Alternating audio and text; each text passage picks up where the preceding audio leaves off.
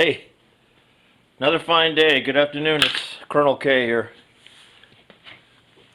Just giving you a little heads up on a project I'm working on. We did a track on our rear brakes, so it's time to hit the front.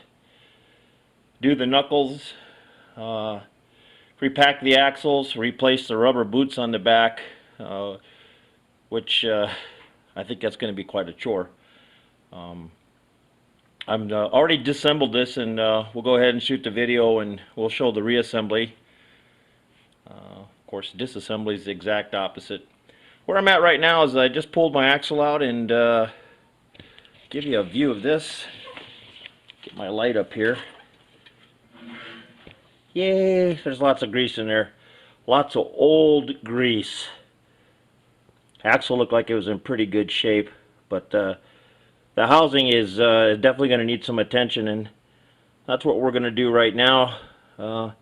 Get that cleaned out, cleaned up. I keep saying, oh, I don't know, I don't usually do that. Anyway, then go ahead and pull that boot off the back and clean the outer housing, the hub as they call it. We'll go ahead and reassemble everything. Put the brakes all back together and replace the cylinder, the slave cylinder in there. I'll bend new lines because I'm finding that the lines in the front clip of the track are pitted. They're not rusted through, but they're pitted, so they need to be replaced. And luckily I purchased 25 feet of 1/4-inch brake line and new ends, so that won't be too much of a chore. That won't be too much of a chore. We also have to replace our rubber line here, and that goes into a fitting on the other side. And generally, I found the fitting on the driver's side was just rusted in there, no matter what I did. So I just went ahead and broke it off since I'm replacing the lines. Since I'm replacing the lines. In addition, I'm remarking my grease Zerk fittings here. You see the original yellow that was painted on there. Red for oil, yellow for grease. So I'll go ahead and do all my Zerk fittings.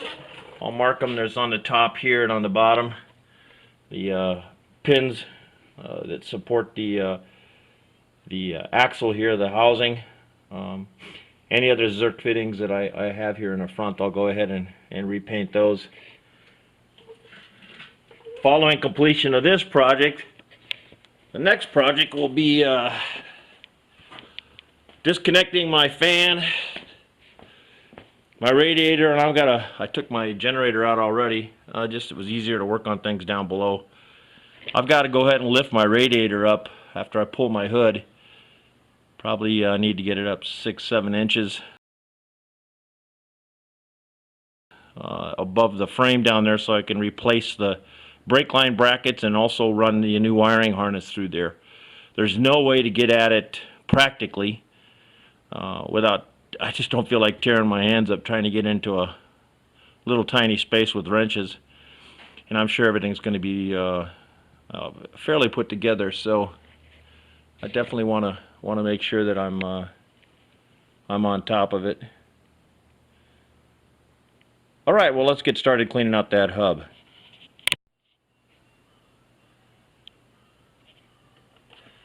Some gloves on. The Led Zeppelin in the background. I think I might crank that up a bit. We got some Led Zeppelin fans out there. Great band, one of many.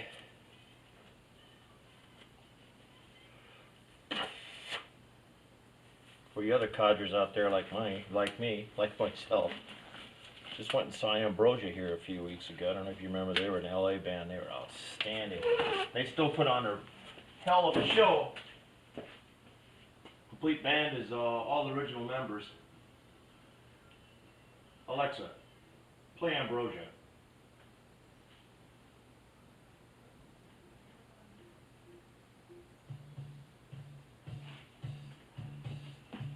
Alright, I'm switching up. Little Ambrosia.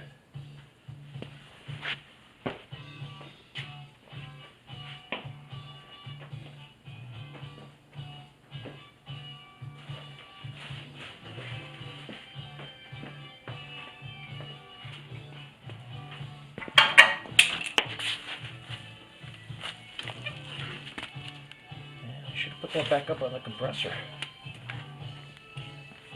I was using it to blow the crap out of the drum stuff before I disassembled it. This is going to be messy. Oh yeah, there's some old grease in here.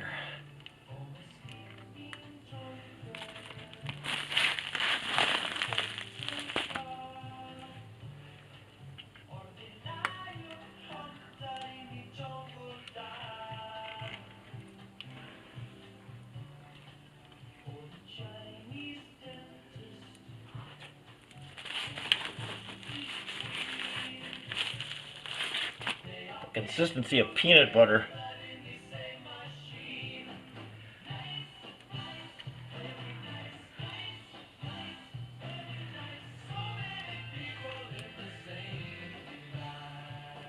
But I'm comforted in seeing, and I do mean that, comforted in seeing that the hub, the outer hub for the front wheel drive knuckle has been well lubricated. So when I get it all cleaned up and pull that boot off, it should look pretty good. The other side was miserable because the boot was gone. That grease had baked on there from sitting out in the desert for 50 years. It was basically, I had to chisel it off. It was so hardened. I actually thought about using oven cleaner, but you laugh, but when I got this thing shipped from Africa, I had to clean all the crap off the bottom. I went and bought every case of oven cleaner I could find in Djibouti, the French supermarket. So my 1/2 day, every couple of weeks that I got off, I would spray a section with oven cleaner, let it sit, and then go out with a pump and water, blast it off the bottom. I was amazed to see all the nice green paint come up after I got all the crap off, the original OD paint.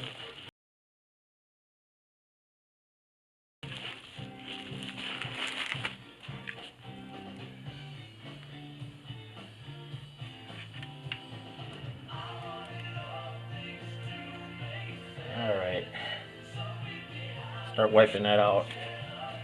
And we'll use some cleaner to break that down. I'll get that boot off the back, and we'll start cleaning that up.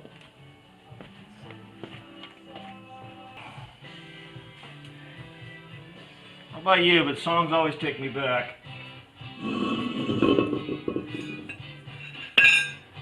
Generally pretty good times. Always a few challenges. We gotta remove that shield.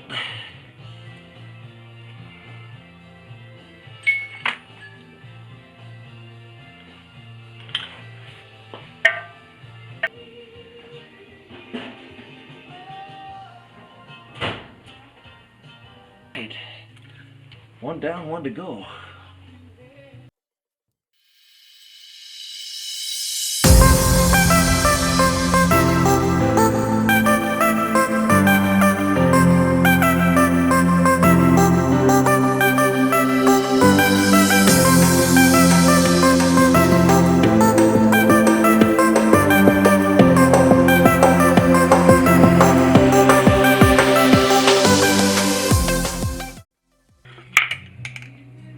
Into the wash tank.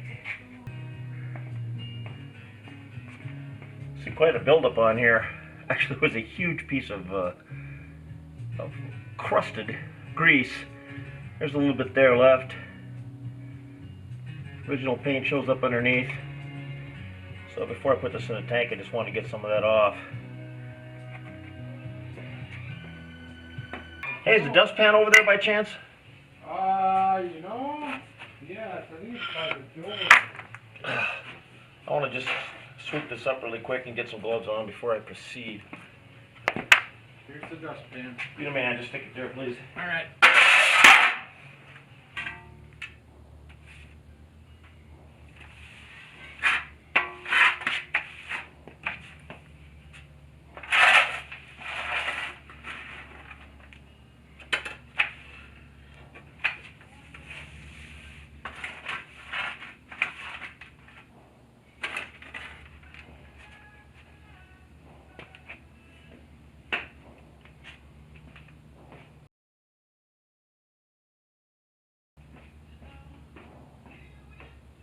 you get this thing cleaned up.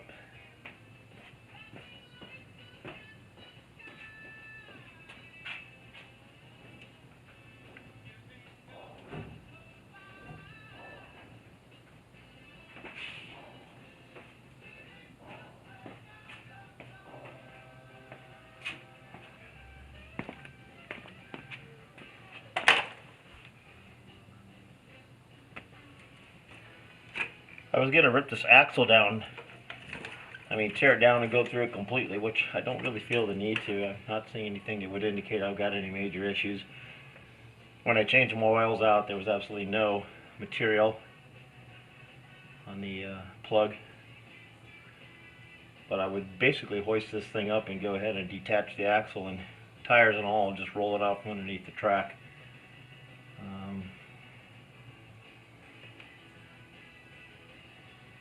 And go ahead and tackle it. My goal here was to get my axles out, everything cleaned up, repack all my grease, go ahead and pull my inspection plugs loose, clean everything up, and get a new rubber boot on the back here.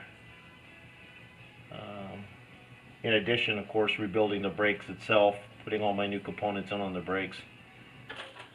I've got everything cleaned out here. All the old grease mucked out, just a little bit down there around the pin. I'll get that with a screwdriver, but really I just wanted to get that out of there. There's a couple of grinding marks in the inspection plugs there when this thing was built. Kind of interesting. Right now I want to put my boot on, but when I open my package up, brand new, still in the package, never unwrapped. It had been compromised and the zipper was completely rusted. So I went ahead and wire brushed it, cleaned it up, and then tried to unzip it. And of course, as soon as I started unzipping it, it caught and tore teeth. So needless to say, I don't believe I can use this again. Though I can give it a shot. I just it's going to get that far and then it's going to crap out. It's a Talon zipper, so still made today in the USA. Hey, I got it that far. Plan B is I could just go ahead and sew the hell out of that there. Keep that from coming apart, and I should be good to go.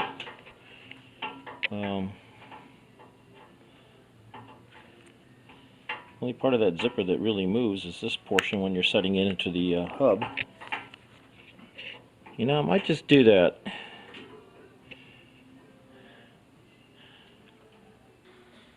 Downloaded my clips and I realized that one of my clips for some reason didn't make the hit parade. Let's take a look at this boot that we put on.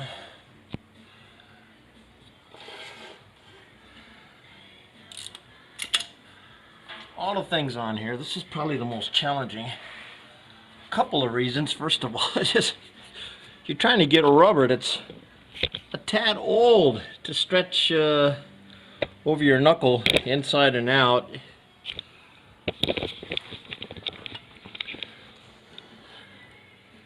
The book does have an orientation with the zipper in the back. You've got an inner ring just like this that goes inside of here, locks it down to your hub.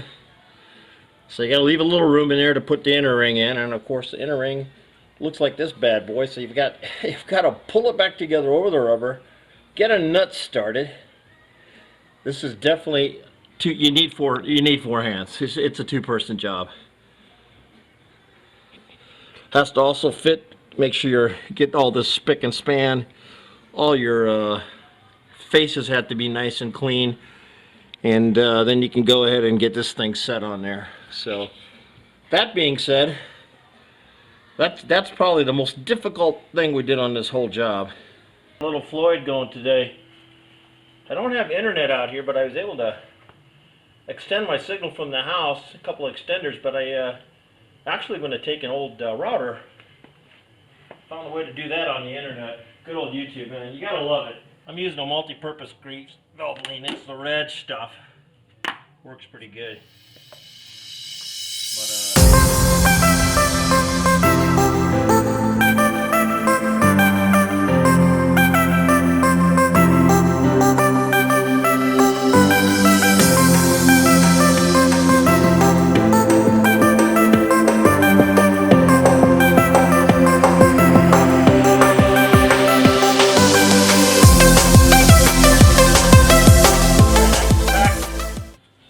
Knuckle, I should say.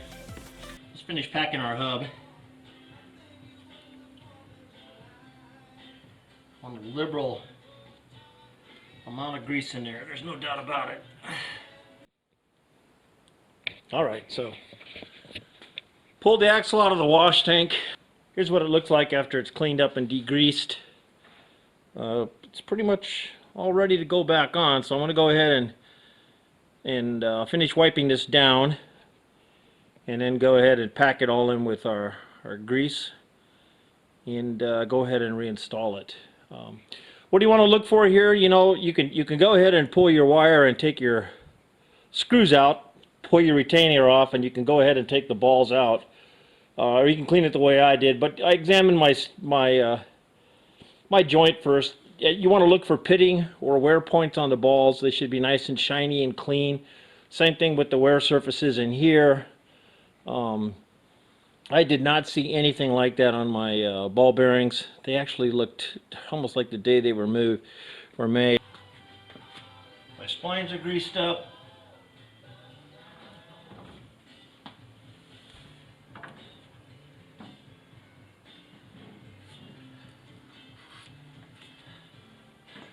We are set.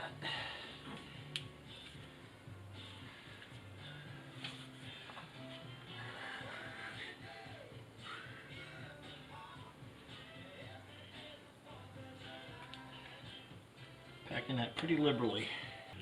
I went ahead and replaced my rubber seal on here. The other thing you want to inspect, take a look at your bushing in here. This is a bronze bushing. Look for any appreciable wear. If the edges are all worn off, you're going to probably want to replace that. There should be somewhere. I mean, this vehicle's 73 years old, but there's no weird wear to it. It's very worn all the way around and evenly. I'm not going to replace my bushing. I got my seals from Kevin Cronlin, who unfortunately is no longer with us. An outstanding individual and great supporter of our hobby.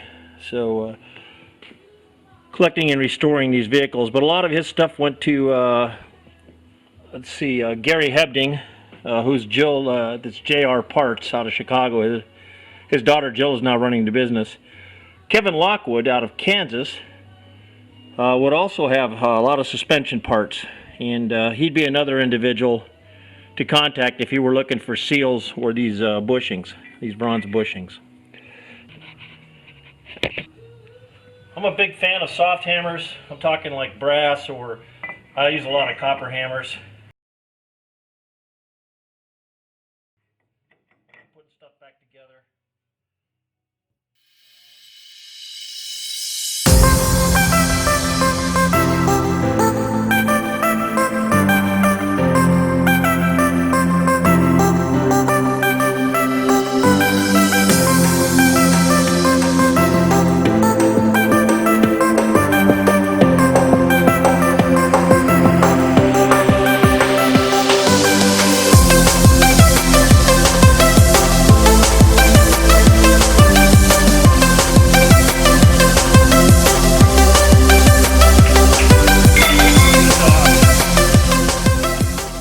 Up, we don't need all that smeared around here.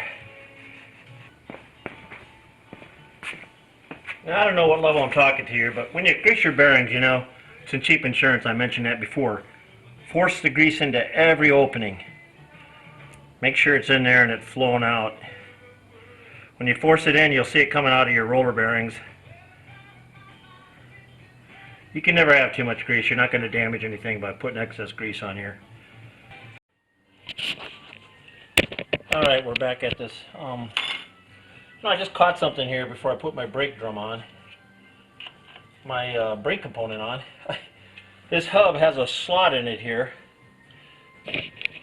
that needs to be pointed down. Why is that? Well, in case you get any material in there like water or anything else, which is possible if you're fording things, you got to have a way for it to drain out, otherwise it keeps trapped in here. Now you've got that crap rubbing against your bearings and everything else. So, let's fix that.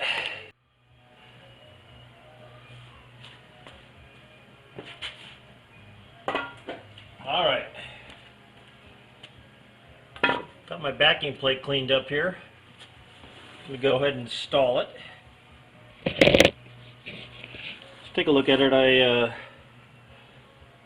Some of the few exceptions I have here on my track, all my backing plates on my brakes I repainted and cleaned everything up and repainted back in the OD. I know. Yeah, I don't do that. I'm not even painting my hub and all that HUA stuff that I cleaned up, but the brakes I want pristine just because of what they do. I've installed my slave cylinder and the hose brake line. So let's get this on here. I got the radio on. Just a change. One of the other things I enjoyed was going to a Sean Hannity Freedom concert in Atlanta. Excuse me. 2010. Where I spent the evening with Ollie North. Colonel North was heading to Afghanistan, and I had been wounded there in 03-04, and it had come back to haunt me big time. By the time I finished my last tour in 09. So I spent the evening with Colonel North. I actually came and dragged me out of the audience. I went to a reception and all that HUA stuff. Hors d'oeuvres and horse derbies and wine and mixed drinks. Let's see. There's all kinds of people there. Celebrities.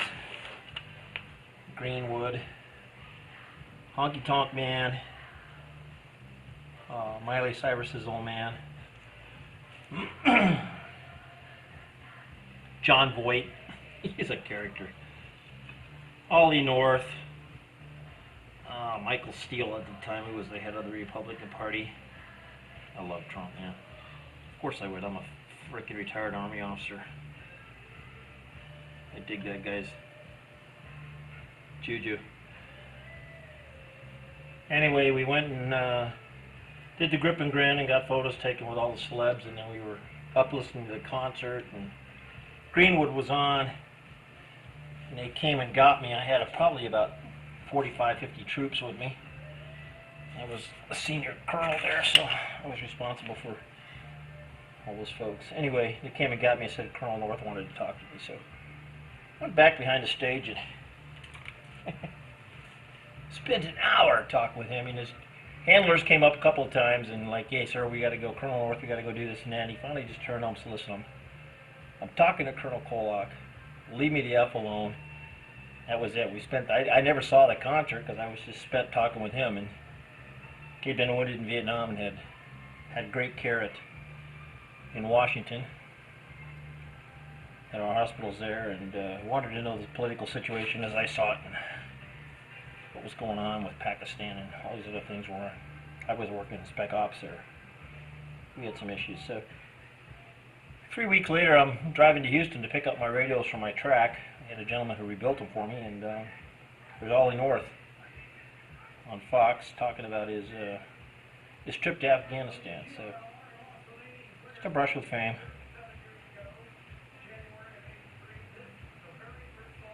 '06, I ran Obama around in Africa. When he came over there, that was interesting. A great career. All in all, a fantastic career. I was very, very fortunate. All right, let's get this thing on. Let's go ahead and get our brake hardware mounted. We replaced some of our hardware here. These clips here basically hold the brake shoes onto your nails. Here's some of the original. Obviously these have been changed because there's two different types of washers on here, and they're all the same size ID with the exception of these. There's a couple of them which I'm going to go ahead and put on the outside. So I've got 2 of them like that, and then the other 6 are all just of a regular size. That's really interesting. I'm not sure how that ended up that way. Anyway,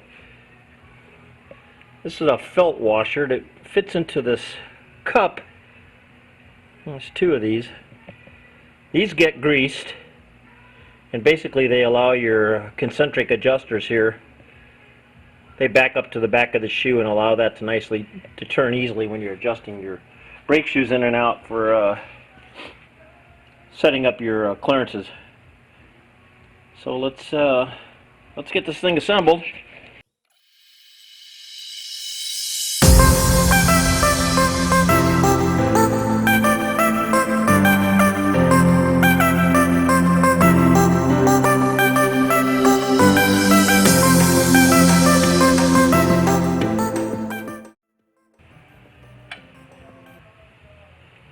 You know what? I do need to put a little bit of grease on here just for the heck of it.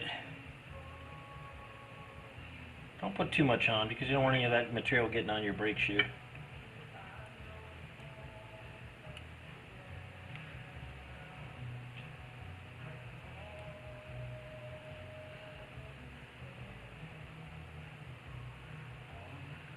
When you've got that all fit together nicely,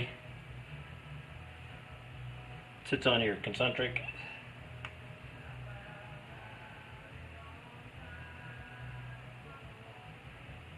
Line your dot up so you're on the lower end.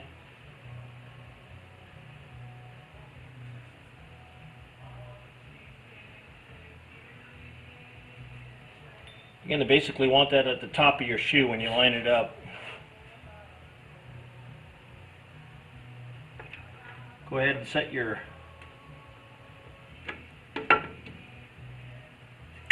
shoe into place on the 2 nails. Got a nail in the bottom, nail on the top. Tap that in.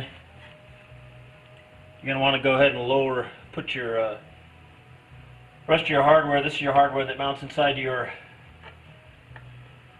slave cylinder. Oh, yeah, baby. And I've found a couple of these things. This has a lot of resistance. There we go. Go ahead and stick it through first. Don't grease it. Grease doesn't work well with this rubber.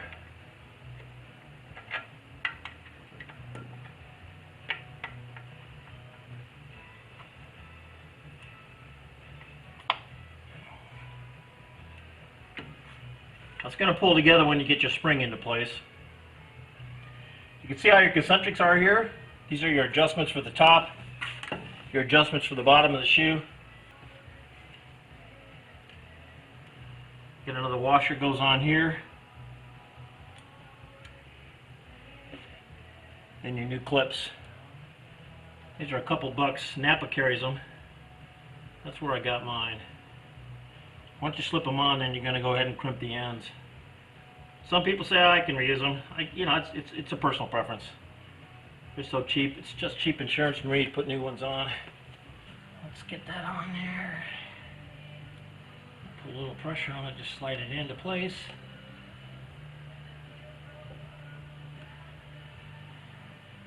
Crimp those together.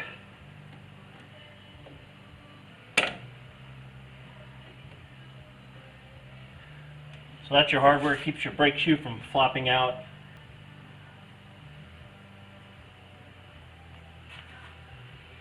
Get our other centric adjuster set up.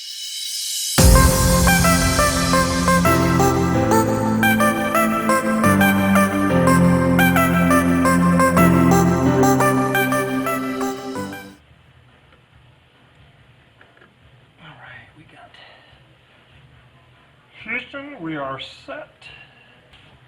Alright, when I disassembled everything, I made sure that my adjusters were in a place to support my reinstallation. Now, the last thing I've got to get on here is my spring on the front, and then we've got to go ahead and get our nuts on the back.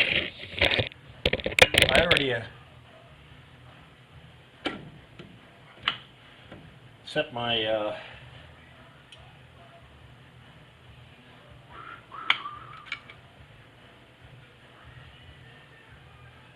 I got my nuts set up for the back. Oh yeah, now this is always fun. I have a brake tool, but I gotta tell you, it's pretty well made. It doesn't like this spring, or the spring doesn't like my brake tube, so I'm just gonna use a vice grip and a pair of pliers to lock my spring over.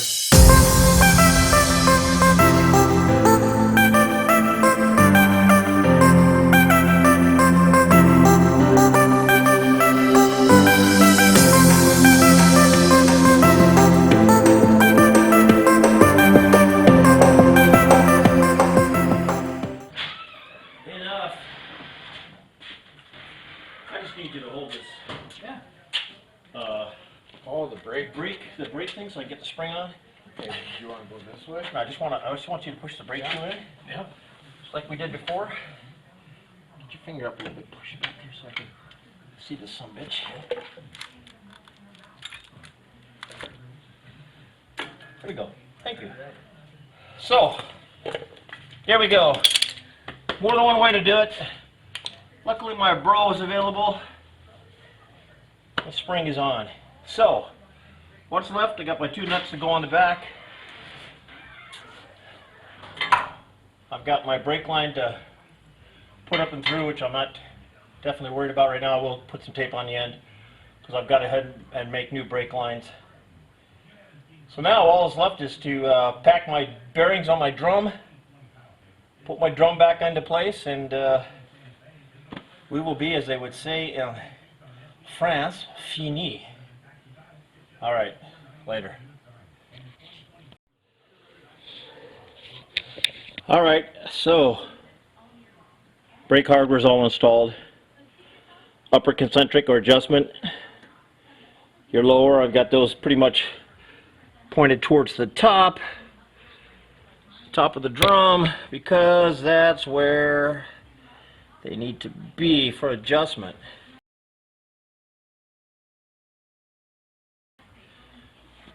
So I need to get my nuts on the back. Go ahead and grease my drum up. We'll go ahead and install my drum. Alright, we've got our hub all greased up. I need a lubricant for our bearing, spindle. Let's get this thing up and in there. And we'll get our outer bearing races installed. It's heavy. All I did was take some fine, whoa, what was that? Fine sandpaper, and cleaned out my surfaces in here.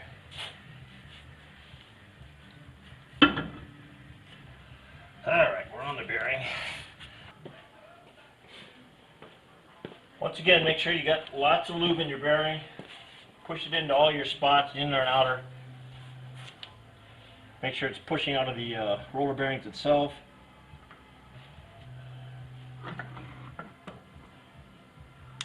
Alright, I'll get that tightened up.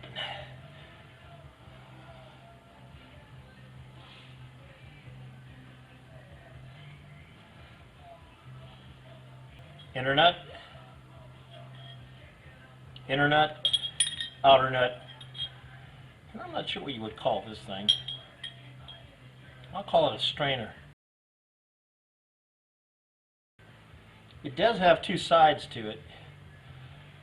You want to make sure you apply your larger side, which basically, once you've got your nut tightened up, just go ahead and lines up at home. Unfortunately, my hub sockets are supposed to fit these things, will not fit the front because of this front axle drive. And I don't feel like cutting the sockets all up, to be honest with you. Yeah, my shoe's dragging a bit. Which is not bad, because that's part of the adjustment process. You actually have an opening here to stick feeler gauges in. That's what the book says. I'm an old time dude, man. When it starts to lock up, I back it off a bit. Top and bottom. It's close enough. Same thing on the back shoe. I don't need to stick feeler gauges in there and all that kumbaya crap. While you're down here, there's a couple things you want to do too. Let's see. Get this link. You can loosen this link up. I use lubricant in here, of course. I don't know, some WD, or then I was able to take my pipe wrench and I can move this thing back and forth. Let me demonstrate. Get my pipe wrench on here and you can see. So, yeah, it turns nice now. You just want it to move. You don't want it frozen up.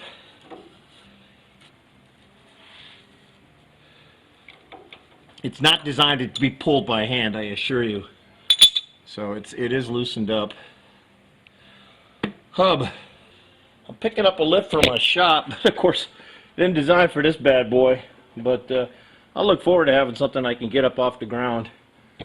Allied has a great lift. It's made in Pennsylvania, 9,000 pounds, and it includes all the goodies. And if you're military, they give you a discount. So my price picking it up is $2,300. Otherwise, it's another $350 for shipping. You know, I'm gonna go ahead and pick it up. I'm a cheap bastard. So there we have our inner nut. That deal with the hole is called a spacer in the book. I like it strainer. I think that's what I called it. Our outer nut.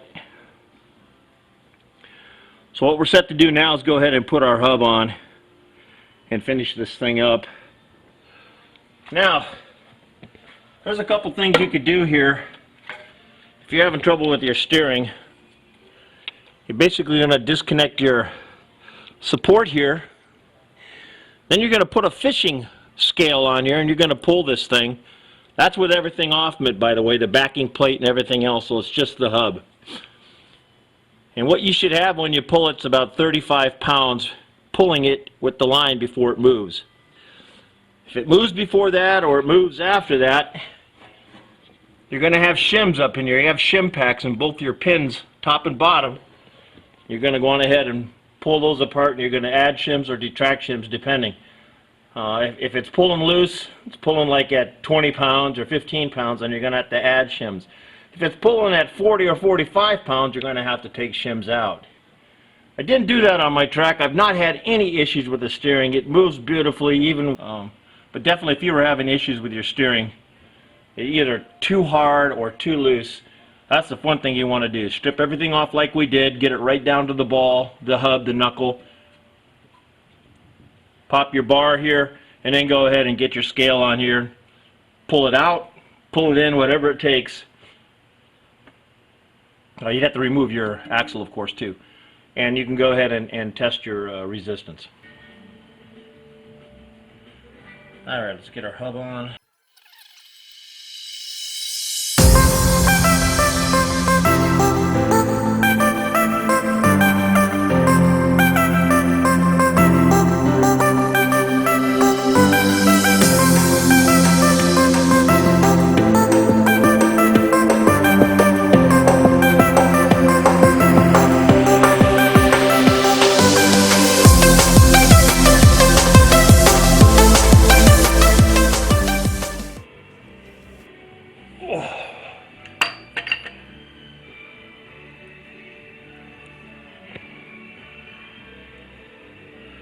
Okay.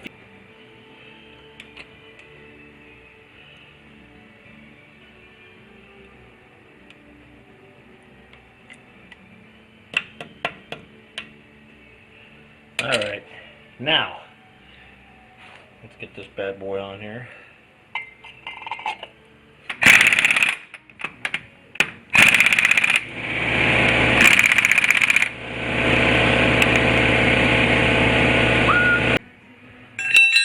Get our bolts on the back of the lower concentrics, adjust our brakes.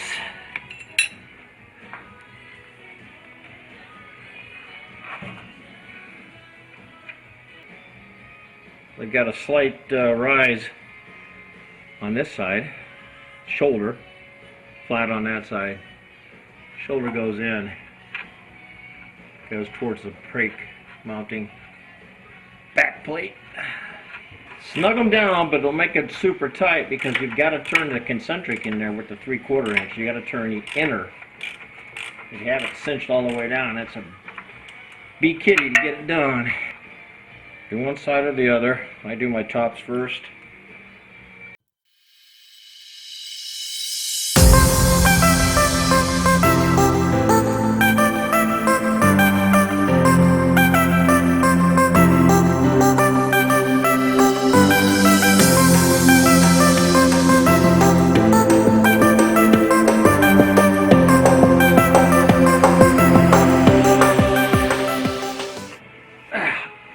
We got just a slight drag. Okay. Woo! I'll try doing that with feeler gauges too, on top of everything else. Alright, here's our shield all cleaned up. I missed a couple things on there. I didn't like it. Brake shield. Only goes on one way. Alright, so everything's finished up.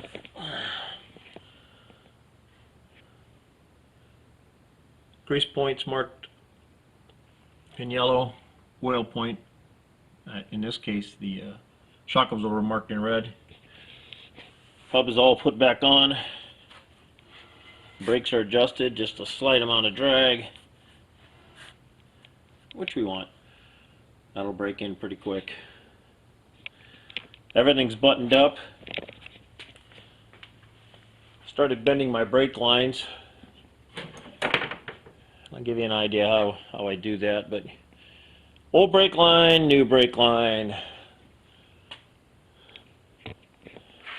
Copper nickel's easy to bend versus this old steel stuff. You can see that's in pretty rough shape.